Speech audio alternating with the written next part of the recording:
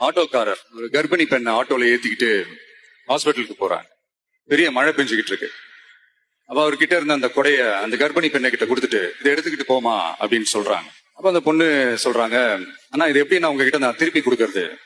அதுக்கு அந்த ஆட்டோக்காரர் சொல்றாரு, வேற யாருக்காவது தேவைப்படுறவங்களுக்கு கொடுத்துருமா அப்படின்னு சொல்லிட்டு அவர் போயிடுறாரு. அந்த கர்ப்பிணி பெண் அந்த கொடையை எடுத்துக்கிட்டு ஹாஸ்பிட்டல் வாசலுக்குள்ள போகும்போது அந்த வாசல்ல ஒரு பெரியவர் மழைக்கு பயந்துகிட்டு அப்படியே கை கட்டிக்கிட்டு நின்றுட்டு இருக்கிறார். அந்த கர்ப்பிணி பெண் அந்த கொடைய அந்த பெரியவர்கிட்ட கொடுத்து, ஐயா இதை எடுத்துட்டு போங்க ஐயா அப்படின்னு சொல்றாங்க.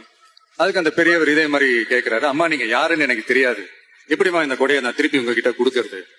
அதுக்கு அந்த பொண்ணு சிரிச்சுக்கிட்டே சொல்றாங்க, வேற யாருக்காவது தேவைப்படுறவங்களுக்கு கொடுத்துருங்க ஐயா அப்படின்னு சொல்லிட்டு போயிடுறாங்க. உடனே அந்த பெரியவர் கொடையை எடுத்துக்கிட்டு பஸ் ஸ்டாப்புக்கு வராரு. பஸ் வருது, ஏறி போகும்போது அங்க பாக்குறாங்க ஒரு பூக்கார அம்மா பூவை வச்சுக்கிட்டு ஒரு அட்டையை இப்படி மழைக்காக புடிச்சுக்கிட்டு உட்கார்ந்துட்டு இருக்காங்க. பெரியவர் போய் அந்த கொடையை அந்த பூக்கார அம்மா கிட்ட கொடுத்துட்டு அவர் பஸ் ஏறி போயிடுறாரு. பூக்காரம்மா அந்த கொடையை எடுத்துக்கிட்டு வீட்டுக்கிட்ட வரும்போது அங்க ஒரு ஸ்கூல் படிக்கிற பொண்ணு பேக் எல்லாம் மாட்டிக்கிட்டு மழையில ஓடி வர்றாங்க.